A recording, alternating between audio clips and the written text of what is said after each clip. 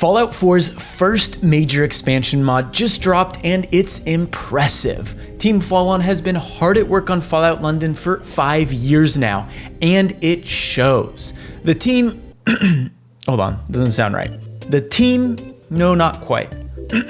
The team has lovingly recreated a hefty portion of London and given it that iconic Fallout makeover. That sounds better. There are new weapons, quests, characters, mechanics, perks, music, enemies, companions, and so much more. There's a lot here, but is it good? Let's find out.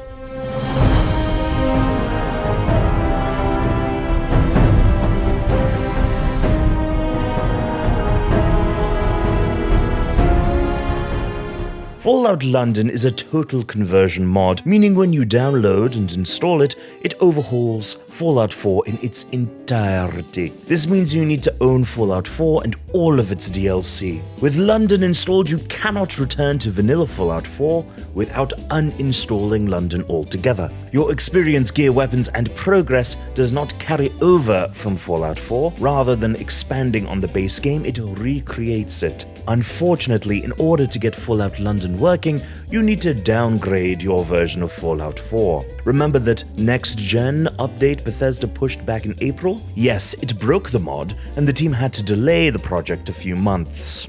Team Fallout has created a specific tool which downgrades Fallout 4 to a London-compatible version. I'll throw the official install guide in the description in case you need it. Fallout London begins with your character trapped in a test tube underground. After creating your avatar, a faction breaks into the facility, killing the scientists, and during the crossfire, you're able to escape from your tube. What follows is a 20 to 30 minute tutorial section that familiarizes you with the setting and mechanics of Fallout London. The tutorial ends with a train ride that takes you across London, which, first of all, is very Half-Life-esque, and second, it's also kind of crazy seeing a moving train in Bethesda's creation kit. Maybe I'm off base here, but moving vehicles in an older Bethesda game just seems like they'd be a nightmare.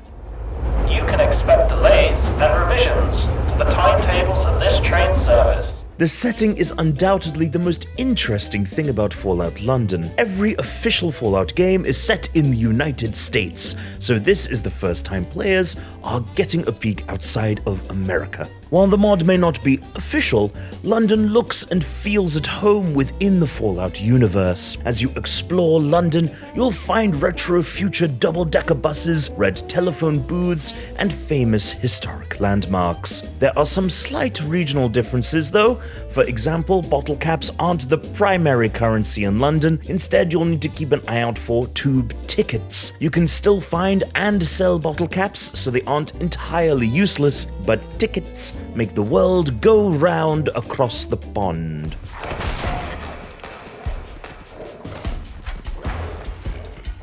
Team Fallout has also taken a slightly different approach to level and world design. Early on, London feels more linear than what you've likely come to expect from modern Fallout games. While there is still plenty of freedom, London as a city is dense, and the mod reflects that. There aren't any sprawling landscapes or big open areas. Instead, the streets feel maze-like and meander through different districts. When a point of interest appears on your compass, you usually have to do a bit of extra navigation to reach it. I find this to be a nice change of pace from Fallout 4, but I imagine some folks may not enjoy it as much. Points of interest don't always feel as involved as their Fallout 4 counterparts either. In Fallout 4, a point of interest usually indicated a dungeon or settlement. Here, sometimes they mark pubs or laundromats that are only a few rooms with minimal loot. While this may also bother some folks, I didn't mind it. These spaces felt more natural and lived in. They give Fallout London a lot more character and an extra bit of history. Even though these areas were small and lacked significant loot, they still felt worth my time, because Fallout London feels a lot more like a survival game than Fallout 4 on its base difficulty. After 5 or so hours, I only found a few stimpaks, drowned multiple times in irradiated water, and didn't find a gun for the first couple hours. This made the streets of London feel far more dangerous than Boston and the capital wastes. It seems Team Folan has cranked up the difficulty, and I'm all for it. Fortunately, you aren't taking on London by yourself. Dog companions have also become an iconic part of any Fallout experience, and London is no different. Meet Churchill, your English bulldog companion. He does everything Dogmeat does, but he's given an "Oi bruv" makeover in it. There's also plenty of new weapons, including the service rifle, which is a deadly long-ranged rifle,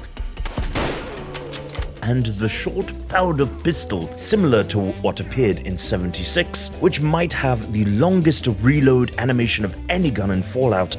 It does pack quite a punch though. Fallout London's biggest issue is its crashes. In the first few hours, my game crashed at least half a dozen times. These crashes gated me from the main quest, hindered my exploration, and set me back multiple times. The most common workaround is to install the Buffout4 mod and run the script extender loader as administrator, which should improve load times and prevent crashes. Unfortunately, this didn't work for me, and I still experienced some crashes on top of really long load times, some closing in on 5 minutes. Normally, for a full-priced retail game, this is a huge issue, but it's important to remember that Fallout London is a free mod developed by a small team of modders without the resources of a traditional studio. Without a full-fledged QA team, a lot of that quality assurance is done by players upon